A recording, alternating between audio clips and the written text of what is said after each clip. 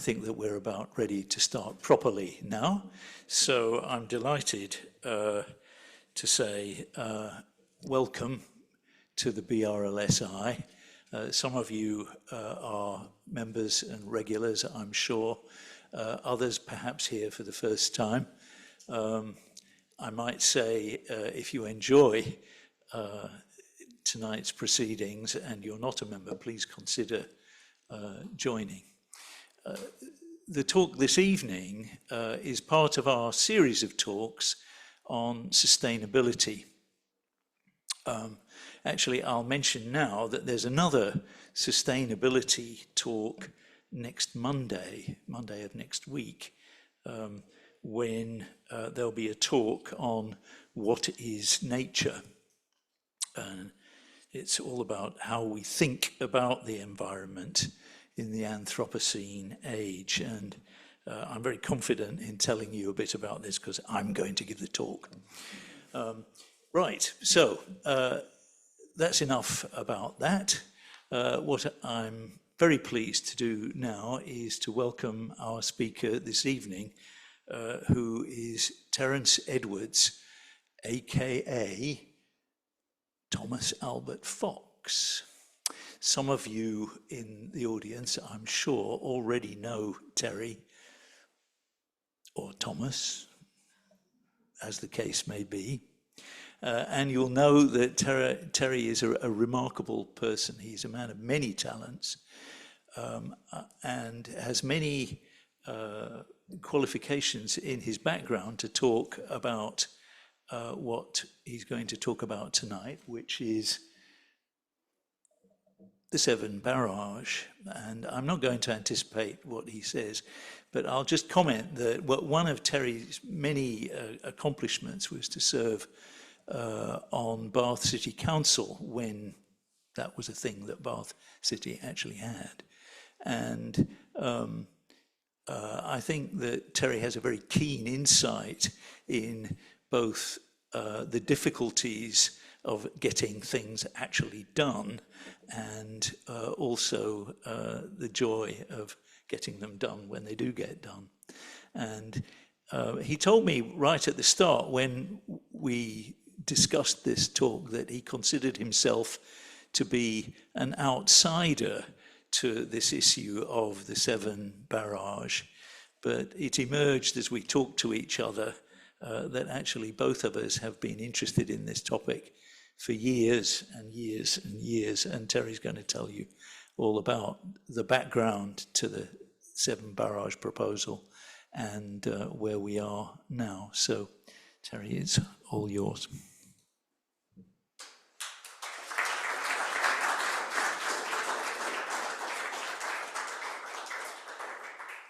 Thank you very much, Professor Reynolds, a leading figure in biology in this country and the world at large. One of his areas that I'm particularly interested in, that might be relevant actually, is the study of invasive species. And as climate is changing, and may change, as I will argue, very dramatically, the question of invasive species might become extremely important, more important than it has been in the past. In regard to my own presentation now, it is an exploration, and you will see on the screen here, I will mention what is already stated, that if you want a copy of all the slides that I present tonight, send an email to me on that email address, and I will forward them to you as PDFs. As PDFs, all the references are available as clicks. You can just click on and you'll see where I've got that information or where I've got that particular report or source, and you can check it out yourself in depth. Obviously tonight, I don't have time to actually go into all the depths that I've been looking into, but I certainly want you to be aware that if you have the PDFs of the slides, you can find where I've got this particular piece of information as we go through. So as far as the overall position, the question, I put it there as to barrage or not to barrage, which of course everyone will, more or less everyone, I suspect, will recognize its Shakespearean connotation. And you think, well, why is that? It's because I'm trying to highlight in my mind, and in yours I hope, that this barrage question is an existential question for us people living here in this area, near the estuary itself. There's something very special about the estuary, not just its tidal range, which of course is exceptional, but the fact that all around it we have all these wonderful industries, societies, Bristol, South Wales, all these places which are absolutely critical to how the estuary is unique to us here today. So I hope I pressed the right switch. So overall, I've been looking at how we address in a holistic fashion this question. So the Severn Estuary, what I'm really arguing is the protagonist in this argument, if you like. It's a special complex case, rather like Hamlet. It's rather complex. What we hope is we don't all end up as Hamlet did himself, poor thing. But he was certainly complex. Now, so the clicks on here that you can see, there are 3 clicks. If you have the PDF, you can click and it will tell you this. Most people here, I think, will be aware of what these things are. But you can see that the Bristol Channel, or the Severn Estuary, in fact, is only the 3rd highest tidal range in the world, but it is extremely large. You can see that the Bay of Fundy, which is in Canada, is in fact the world's largest range. And the second is Ungava Bay. Now these places are fascinating. Oh, why don't we have a barrage there? Well, that's because unlike the Severn Estuary, there's nothing there. There's a few towns, small towns and things like that. You see, so why do you want to invest huge sums of effort and funds in building a barrage to use that tidal range in those areas? But because the estuary, and I keep calling it the protagonist in my exploration, is a special case. And so we need to consider it in that light. Now, I have to say there's a kind of philosophical dimension, and indeed even a poetic dimension to some aspects of this exploration. And most people actually do find the poetic perspective is quite helpful in trying to think things through. And so, let me just, there we go. You'll see here, nowadays you can Google Earthrise 1968, but in 1968, oh gosh, there was not a Google. When that photograph, the Anders photo, came out, for me and many, many people, it was absolutely dramatic. The effect, intellectually and emotionally, was widespread of a major proportion. And by looking at that, I call it the lunatic view. He didn't call it that, but I call it the lunatic view.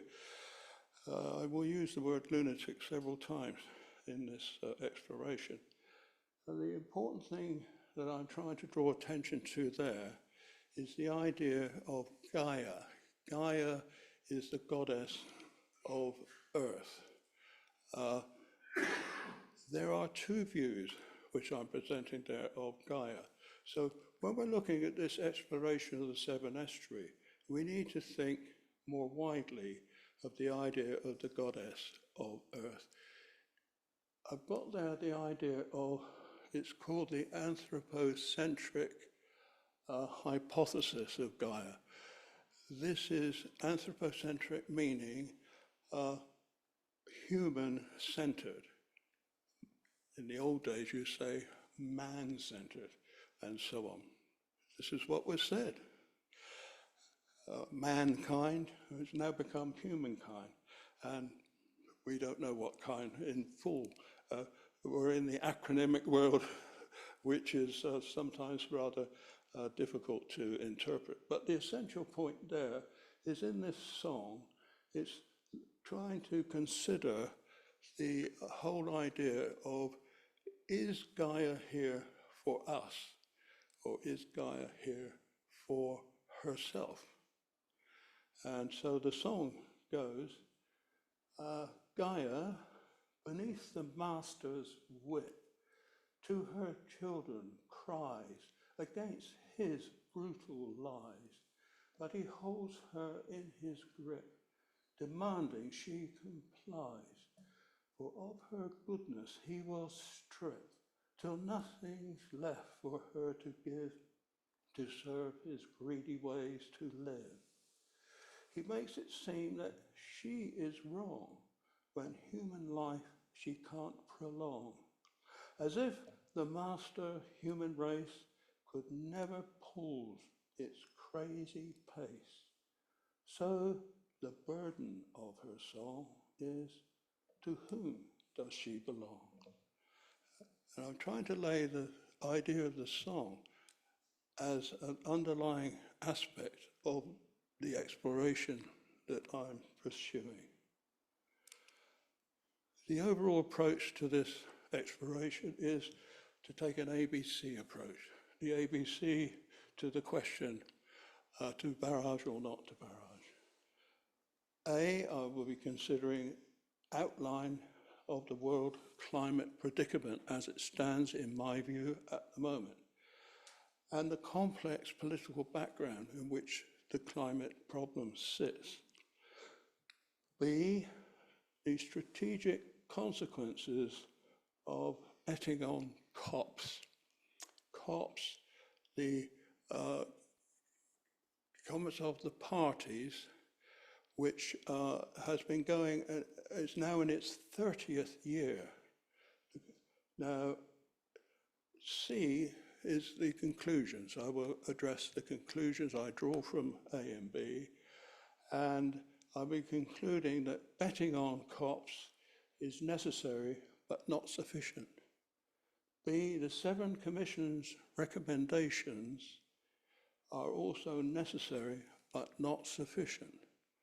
And C, the Severn Estuary is existential to us who live here in this area, all around the estuary. And so that's why it's got a gold star and is very, very special. Well, I think we'll all agree that the general background, I've tried to sum it in the simplest form, but you've got the war in Europe, which is still going on. It was all going to be over in 6 months. We've heard that historically so many times, and of course it's still going on. And now we have the war in the Middle East, and if anyone could list all the wars that are going on at the moment, all over the place, murderous, terrible things going on.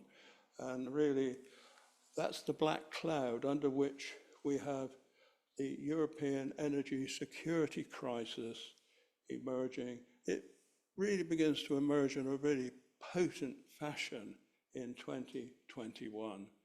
And it's kind of electrifies, the way I put it, of the incoming climate crisis. You've got a lot of geopolitical hand-wringing. COP28, COP29, and now COP30. Well, the parties can't seem to agree on much, but there are lots of agony in trying to produce statements and I'll go into that a bit more. Underlying this overall situation is the big American dollar, which I've got symbolized there. The general war beneficiary is always the United States. There's nothing like a good war for its arms industry and so on and so forth, which is what has been happening under Biden and now even more under Donald Trump. We are now moving from terrorism to tariffism, as they call it. We're in the tariffism world.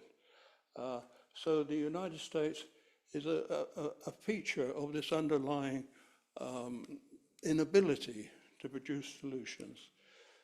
The other factor, which is not really too commonly addressed, is the whole question of what I call the climate change and the net zero COP28 as what follows in 28 is a kind of paradox. On the left, you see you have the grey energy sources. There's a huge demand for electricity, clean electricity, but it is all being drawn in effect from the grey energy sources. These grey sources, part of the paradox is that we need energy to produce all these different items. Electrical vehicles, you have to have energy to actually make them. I mean, once they're made, they're supposed to save the planet because they won't produce the carbon dioxide and so on and so forth. But the problem is, as you see from the list, as it runs down there, all these different devices, hydrogen, transportation. I mean, I did a study of the military aspects of hydrogen. The problem for the military of transferring its means of motivating vehicles and machinery from diesel, petrol, fossils to hydrogen, they have a special MOD unit which is trying to work out how they can reduce the size of the hydrogen down to the size of a diesel pump carrier vehicle, tanker. And they haven't found a way of doing it yet, but they're working on it. So all through the middle section there, you've got all these items, all of which you need to produce in order to get towards the net zero, but then they cost a lot of energy to actually produce. Then, when you go into the financial calculation, first of all, they have to be maintained. You've got the routine maintenance, which is a running cost all the time. Then, of course, you've got strategic maintenance. Those of you who run businesses know the difference between routine and strategic maintenance. Every 20 years, you've got to knock it all down and build new. So the whole process is a continuing one on a major scale. What we've got is a massive increase requirement in energy, and it has to be electricity. So the fundamental here is electricity, and it needs to be clean electricity. There's an odd thing here that I came across. The BBC have done this. I use it in this explanation as an example of the kind of oddities going on which suddenly produce this huge demand for electricity. Now, hydro coinage, you think, oh, bitcoins. Are they real money or what are they? Bitcoins. Some people seem to know. Certainly, I'm not very clear on what a bitcoin really is. But why have they set one up in Zambia? A bitcoin mine. They've got one in Zambia. It's a crypto mine. And the reason it's in is because of the Zambezi River. The Zambezi River, it's hydropower, It's nothing to do with the tide or anything, it's just the river. But it produces, the crypto mine people, one of the key things is the crypto mining needs huge amounts of electricity. So they need it cheap. And they found that it's very cheap for this particular case in Zambia. What we find is, or what they found was, we had this lovely cheap electricity. We run our Bitcoin mine very, very economically, and it pays. But also, they had a surplus of cheap electricity. This surplus electricity, they sold to the local village or different villages around that were there. And these villagers were absolutely delighted. There they have cheap electricity. And if you do click on, go to the article, you'll see there's a little film of a barber who's saying, fantastic, I've got this electrical clipper, you know, that I can clip. But it is interesting that this peculiar Bitcoin thing, which is totally weird in many people, including mine, is actually did have a very interesting spin-off in that regard. So, but what also you find is in Kazakhstan, that's the picture on the bottom left, Kazakhstan, oh gosh, there's a massive Bitcoin mine there. And it turns out that if you put all the Bitcoin mines together in the world, they use as much electricity as Poland, a whole country. So this is I've included this in, it seems to be a slight diversion, but it just is an indicator of the kind of weird demands that are coming up requiring electricity on this kind of scale. So a major source in a broader sense is the IEA, the International Energy Authority. Now, these are well worth clicking on and looking into.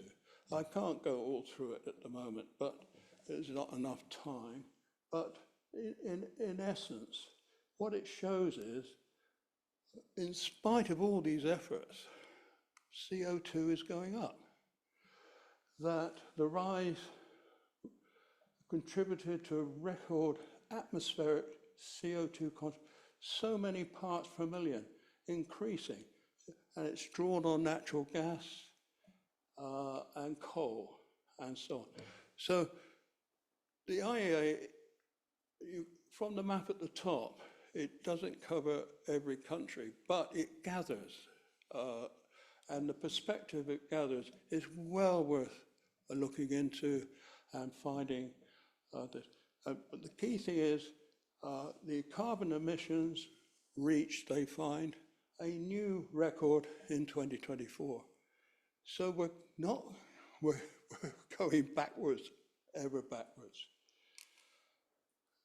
Their global energy review, the 2025, has just come out, but when you look at it, you'll see there the CO2 emissions onwards, up, in spite of all the efforts that are going on. This overall review, it shows the world's appetite for energy rose at a faster than average pace in 2024. So there's something going on in the wrong direction, and in spite of so many efforts, doesn't seem to be stopping. When you look inside the report, you find all sorts of fantastic analysis. I quite like this one, which I think if I do that, you can see it. And I think the people online can see I'm pointing at.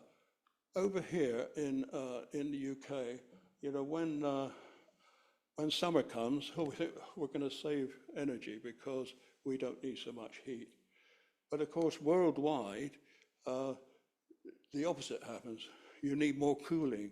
So the two graphs there show the contradiction between saving in heating and then using it up for cooling. So when you go from there to a new, I don't know whether I moved that off. Did I? No, yes, let's move that off slightly. So when you go, there's a thing called Climate Central. This has only just started to operate. And in fact, it was only a few days ago that it issued its software, which is called Coastal IDEM version 2.1. What this does is extremely interesting. It calculates, the software does it, what the difference is between the height of the land and the height of the sea. So that they managed to calculate. So what they found is, you can see, my dear wife who sat there will feel quite bad about this, because you can see on the left, that is Bangkok. It's going to have to move to Ayutthaya, as it's in the process over the next 50 years to be flooded. So what can you do? You have to move or put up barriers, set up floods, all this kind of thing. But so on the left, we have got Bangkok. On the right, we've got the Thames, and that's the flooding of the Thames, and that's us in the middle. Now, if you click on it, you can actually use it. If you're a private individual, you won't be charged for it. But if you're a company doing it for some, official reason, you have to pay a fee. But I didn't have to pay a fee. I pretended, well, I'm not actually, we're retired. I've got that just whereas that's one of our companies, but it's in dormancy. It's not. But this is to make sure that the Institute doesn't get the blame for anything. It's all my fault, as it were. So if you go on, you're looking at an important dimension when you are considering what's happening on the climate front, what's coming up for us. And it's a thing called tipping point. It's really worth looking at the idea of a tipping point, the idea of cumulative processes. Cumulative means the thing gets to a certain point and then tips. The domino theory is the one most people know about, but you can see that if you start it, it can't be stopped. The bottom graph, post-glacial, you're going back thousands of years when we were in the glacial world. And that shows how hundreds of meters are recovered over thousands of years. Whereas the global average since 1880 has risen really, and you can see at the top, it's got satellite measurements. And these satellite measurements are increasingly what we're dependent on, and extremely valuable. So I'll come back to the question of the tipping point, because this has been an important dimension in how we consider this. So overall, when you use these sorts of softwares, you can start to get a picture here. This was actually published in the Swindon Advertiser of all places. Oh, goodness knows why, I don't know, but it was. And then this one is one of the coastal screenings that I used. And this overall seems to suggest that by 2050, all this area is very vulnerable to being flooded by the rise in sea. And you think, oh, well, that won't happen. But this is a NASA thing. 2024, the warmest year on record. And you think, oh, that's all going to melt all the ice. Greenland will disappear into somebody's back pocket or into the ocean, all that sort of thing. But the point here is warming. It's not about just the ice melting. The sea expands. like in the water, it expands. So you've got a double effect occurring. So when you look at the general facts of climate indicators that we have at the moment, then you have this. Now I refer here to Anatol Lieberman. He is a leading Eurasian commentator with the Quincy Institute. Now he wrote this in 2021, we're now in 25. And he was trying to say at the time that the world needs to get its act together. It needs to use statecraft to proceed to get the climate change problem under control. And it's clearly failed. And for the reasons he's got there, it's worth reading through. He says, I quote him actually, you can see the page reference, trying to generate sufficient support for serious action against climate change, however, involves pushing against immense gravitational forces, not just resistance to the radical economic reforms that will be required and the power of vested interests, but against contemporary culture itself, with its intense materialistic individualism and shorter attention spans. It wouldn't be so bad if, as some on the left like to believe, the fight was only against the banks and the oil companies. He goes on to say, no, it's Twitter, Chirrut, Burble, the selfie, the Kardashians, and they're all. Fox has coined it meism, the meism play. And the colossus of modern advertising are all in their different ways in the ranks of the enemy. To prevail against this combination, very powerful and united movements will be required. And this is the point that I'm making. These powerful united movements have not emerged. They are not there. There are many bits and pieces floating around, but not what he is arguing will be required to withstand the inevitable climate change going on. So we have the problem, which is in the Conference of the Parties, the COPs, is reflected in the COPs, the North-South divide and all this type of thing. I've asked the question there, can the West's Atlantic democracy, we have a leading, Andreas Wasserman has introduced the idea to the Institute of discussing democracy in much more depth over the next year or so, and I'm looking forward to that. But I misspelled democracy, well, obviously deliberately.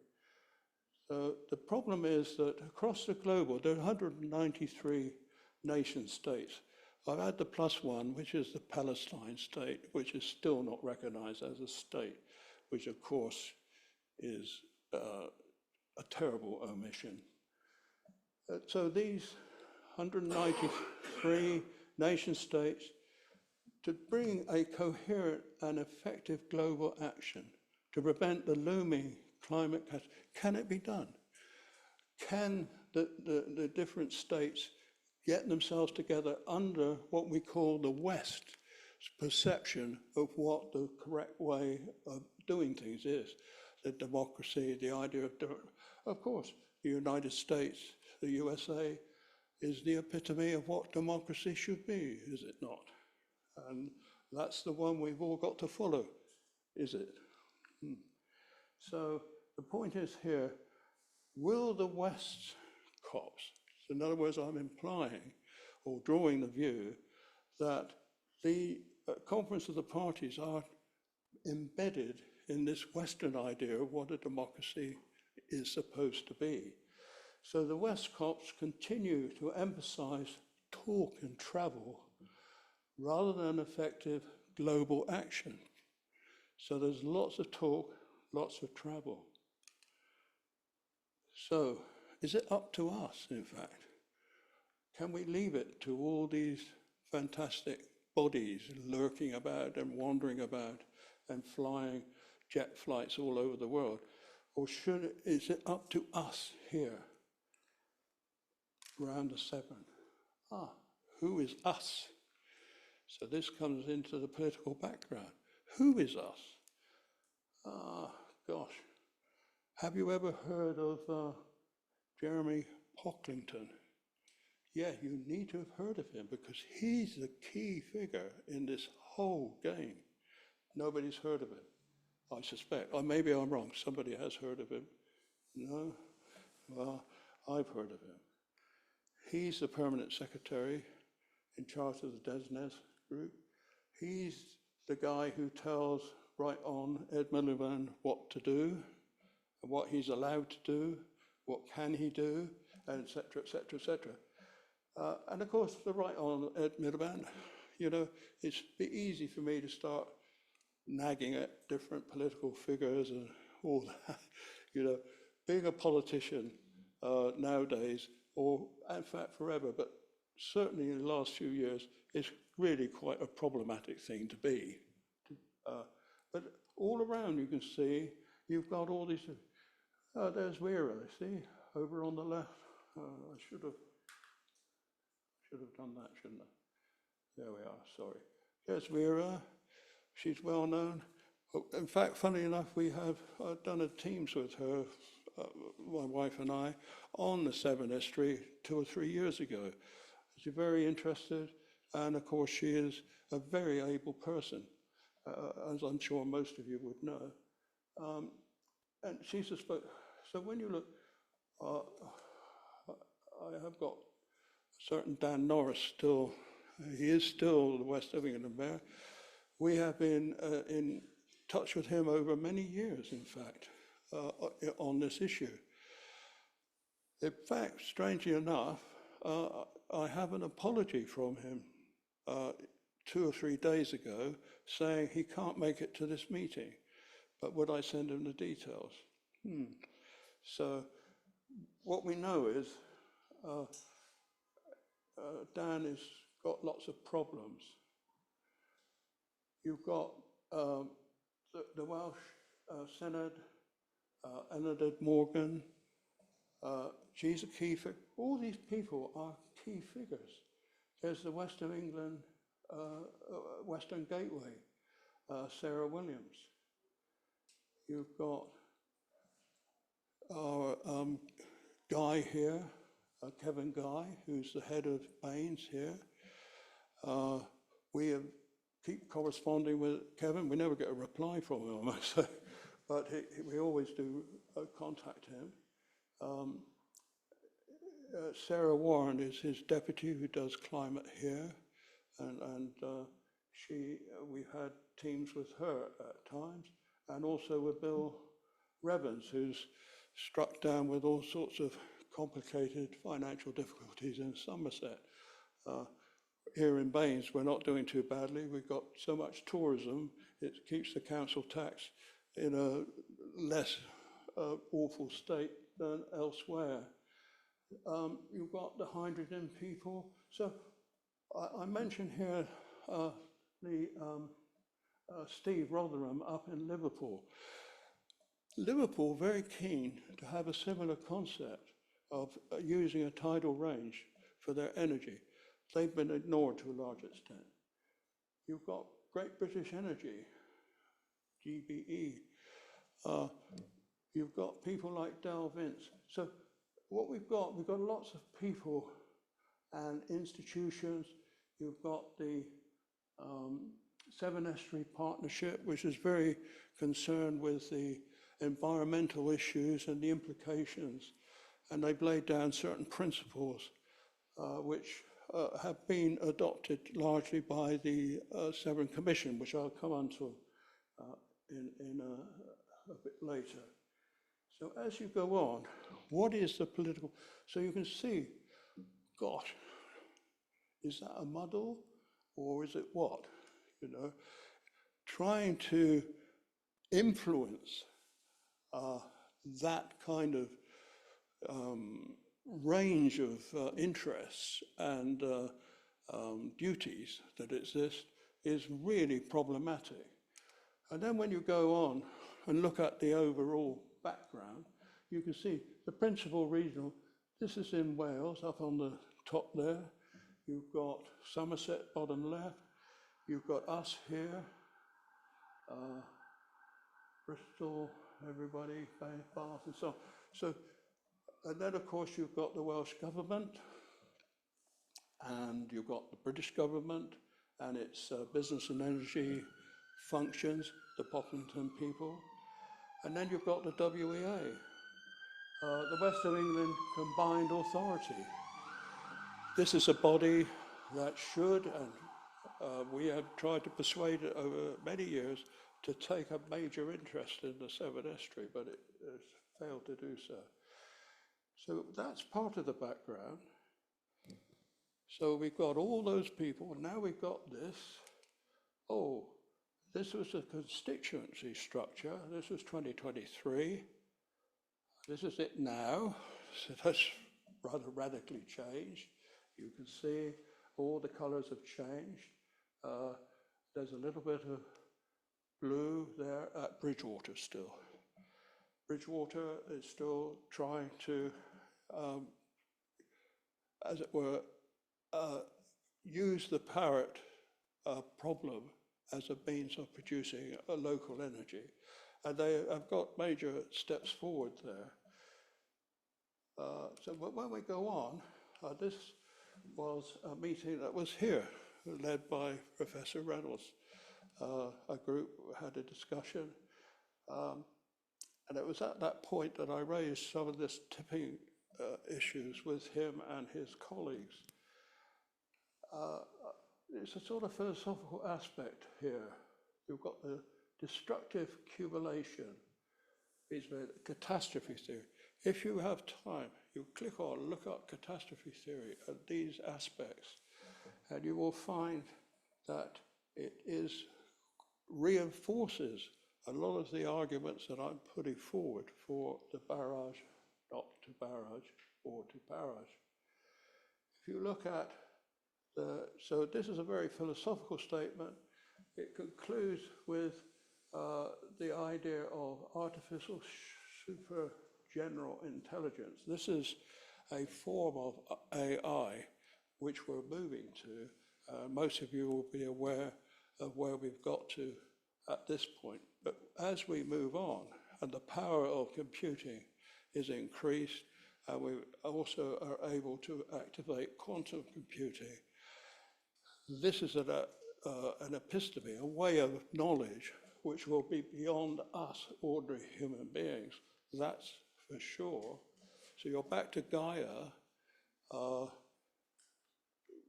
Does she know what the ASGI, artificial super general intelligence, actually is leading us?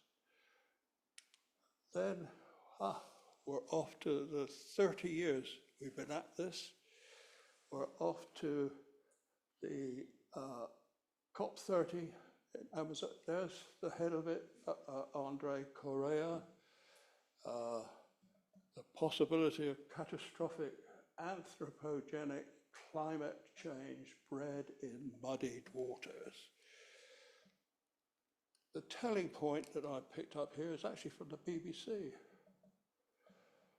There, Bella, Bethlehem, Portuguese for Bethlehem, the birthplace of Christ, well, sort of. What have they done there? They had to make sure everybody could get easily to the conference. Apart from all the aircraft and the thousands and thousands of people who got to get there, they cut the forest down to build a road. The Avenue of Liberty, Avenida Libertadi. So they've cut the forest down in order to get to Venice. So it raises a sense of despair in my mind about the COPs. to be quite honest. And there they are. So you can click on that and see the article. But the point of this is that we need to get back to us here, the Severn Estuary, back to this original point. That's where we were, and that's where we need to stay. Relying on the COPs, I think, is too optimistic. So the estuary, it's our own gold. It's geophysically and ecologically unique.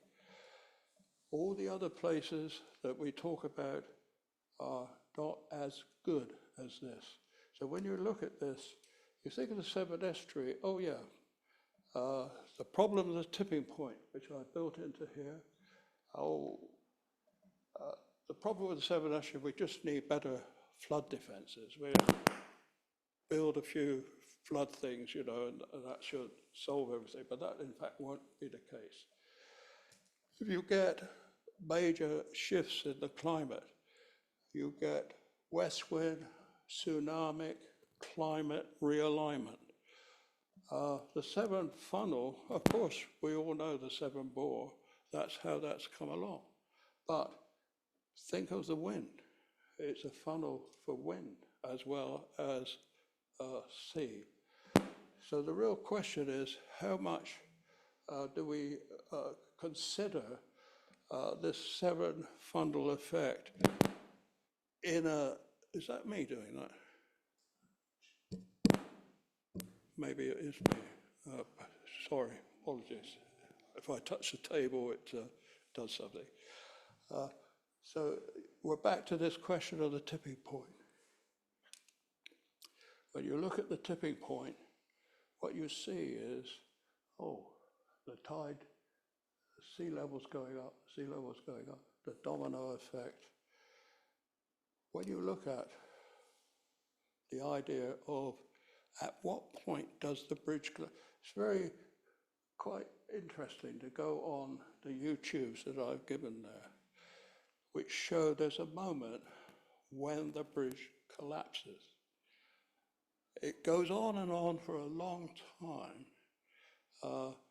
and not collapsing. And so it's that point that I'm referring to as a conceptual aspect of considering the climate change issue, is at what point, the tipping point, does the bridge collapse? Okay, so we've got COP30, the Amazonia. Under the COP umbrella, we've got Bath, WECA, the West of England, Combined Authority, Wales, Western Gateway, Alios, that means others, quite a few others. They may seem to fiddle while in transition, the world burns. Now, of course, there's nothing wrong with this fiddling. It makes better parks, you get rid of cars, Bath becomes a car-free zone, all this type of thing. And you have, and this picture is lovely, it's from Transition, I think, or somewhere that I've taken it. And yeah, all of that you want. But does it solve the problem? No, it doesn't. So we then get to the Severn Estuary Commission report itself. And the key thing about the report, which was set up by the Western Gateway people, is the answer they give. I tried to summarize this as quotations anyway. Current legislation would, in all likelihood, preclude the development of a large barrage because of the extent of compensatory habitat required. It is also likely that ports and other commercial activity would be significantly disrupted by such a scheme. Taking account of commercial issues, legislative challenges, and stakeholder views, the Commission has concluded, and I've highlighted this, at this stage, the development of a large barrage should not be pursued. Oh my God. Sorry. However, circumstances, they also say in the report, so I'm quoting from the report, circumstances have changed significantly since the last strategic review in 2010. In fact, the 2010 report reads somewhat very similar to this 2025 report from the Commission. So it covers 2010 quite well. Climate change is accelerating, it says, and it now seems that there is only a remote possibility of the world being able to restrict temperature rise to the 1.5 C agreed at the Paris COP 2015. So the Commission's own report admits that this is very unlikely to be achieved. So when you go to the Commission, this is the Western Gateway, a map of the Western Gateway. You could look at it. The report covers all these 5 aspects, and it does it very well. Most importantly, in my view, it says its recommendations should be underpinned by a locally led estuary-wide spatial plan to manage the estuary as a whole. To me, that is one of the key. You've seen all the different, I've shown all these different interests, different bodies, different authorities, different individuals, a huge muddle of people associated with the Severn Estuary. No wonder there's a complete stasis, you can't get anywhere. So this recommendation is extremely valuable. It's saying, look, let's get the Estuary Act together, and we need to put it up. Strangely enough, the people who commissioned the report are the people recommended to undertake this task, which is, well, you know, let's be cynical about it. I think the Western Gateway people are the right people, to be quite honest, and they need to get on with it. That's the point. So, again, I would emphasize here, this plan will bring together the different legislative and administrative regimes to produce a single strategic vision and balance the needs of society and so on. So you do need to bring things together, and this will be very, very vital. So as far as the Commission, again, I'm saying the Commission, a lot of the things the Commission is saying are necessary, but of course they're not sufficient in my view. So when you go on, we are looking at why is it not looking much more at number 4, the lunatic tidal range. Well, why? The one thing with the tidal range is it's definite. So we will always have the tidal range if we can only manage it and set it up the way we want. Because of the moon. So if there's no tide, there's no moon. So it's as sort of basic as that. So the lunatic approach is the right approach in my view. And we should be looking at how exactly we do that. So I can't resist referring to the Dunkel-Flouten problem. You know, you can build as many windmills and solar panels as you like, but if there's no wind and there's no sun, you've got no energy. So with the lunatic power, you've got the moon, and hopefully the moon will still be running. The important thing is to find a resilient pathway to meet net zero emissions and so on. So moving quickly on, the report has these 7 key points which it's making. The first I've already emphasized, governments, a key thing it's recommending is that governments, i.e. our government as a whole, should be looking at tidal power in a major fashion. And looking at the time, I'm thinking I won't go through each of those, but you can click on that and you will find them all there. The key thing is number 2, they're recommending a commercial demonstration project. Not a barrage, a big barrage, but a little mini barrage. The idea is to build a lagoon, and I think really they have in mind the Cardiff Lagoon. I'll come to that later, but no barrage. They will use that as a demonstration project, a way of testing out how things might work in practice. So it's, an interesting idea. I think one of the main things that I have in mind there is if you did have a tidal lagoon at some point, it could be at several different places, but if it was in Cardiff, you could store water there so that when the tides are up and down, where you don't actually have a tide movement, you could release the lagoon to produce a store of movement to drive the turbines. So the problem is stasis.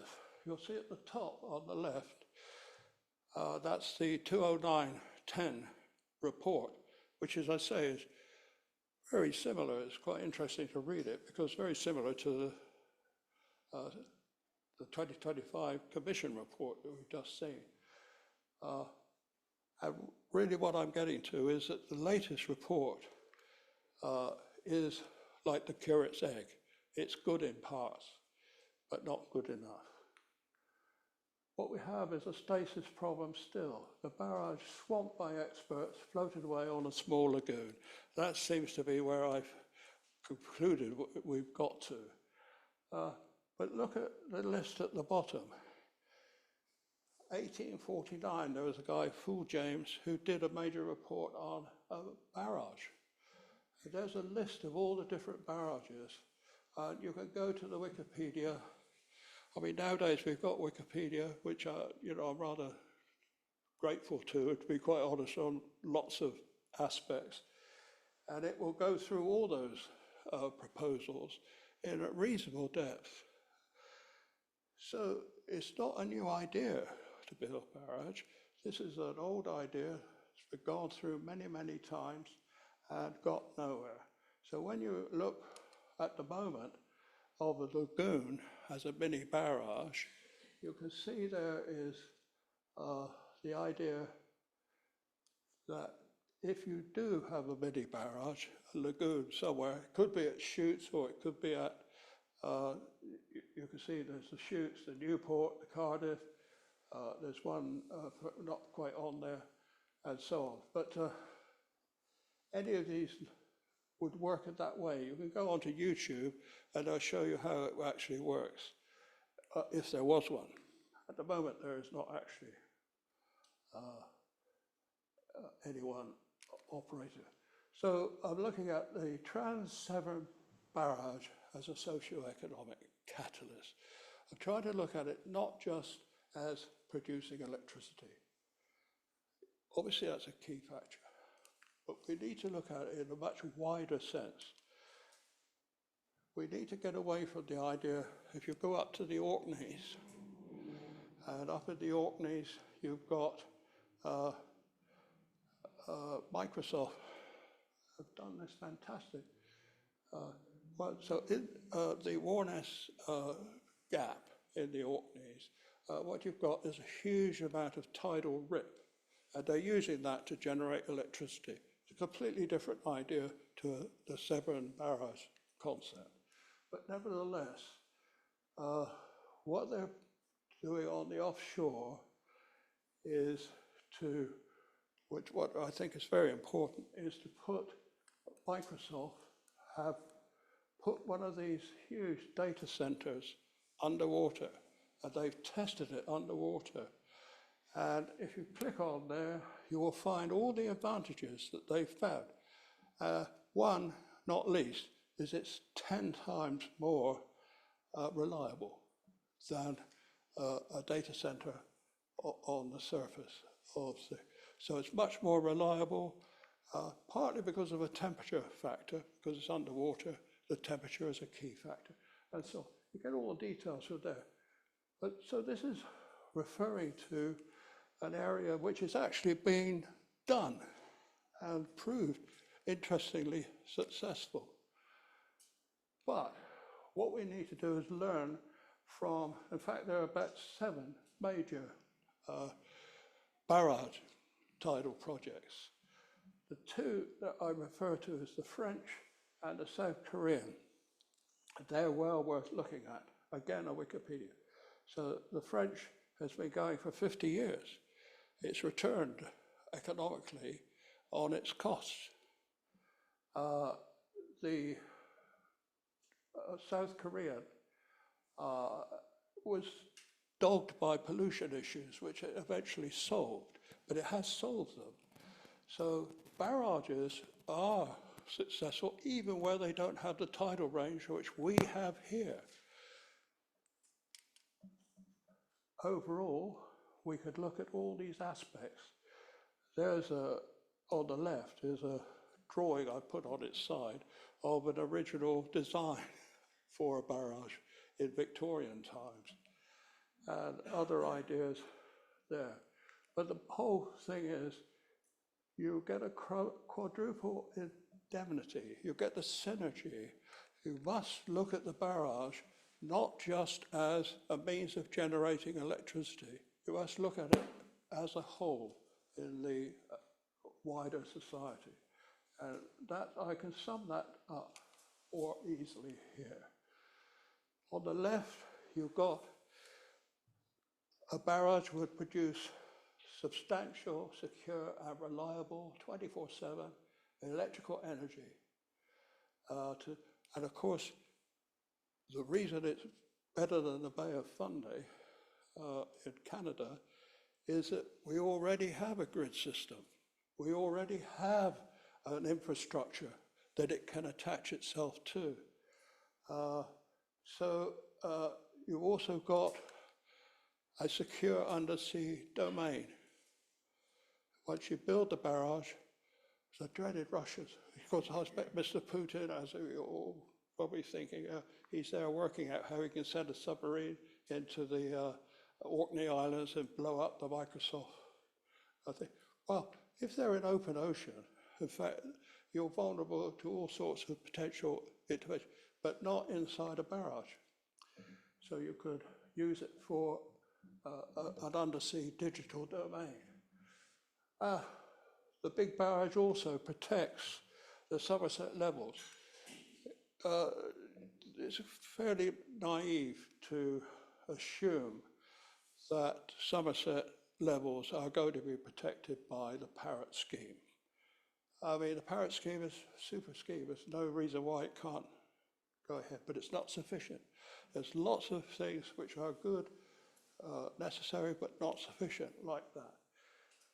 But the barrage will protect the levels.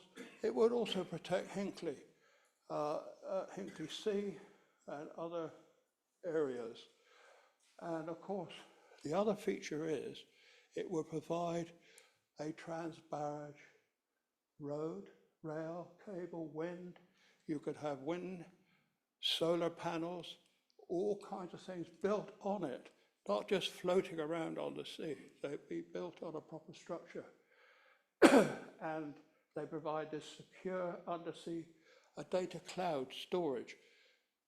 Now I go back to, the dear old Zambezi operation. The demand for this is massively increasing all the time. So we're back to lunatic sea power, the necessity of facing. We need to use the moon. Is it merely moonshine?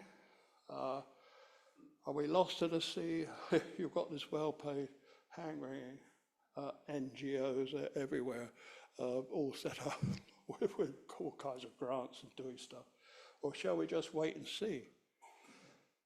But would the cost to build a big barrage be a black hole? Would 60 billion and another 10 years be enough? I've got to quickly go through these very quickly. Oh, here's Hinckley Sea. Oh dear. It's still not on stream. It's not likely to be on stream actually to 2034. Some people say earlier, but I don't think so. And it's all going to cost 60 billion. It's a white elephant. It's my white elephant, it's my favourite cafe. They built a seawall to protect it. That cost 50 million, and so on.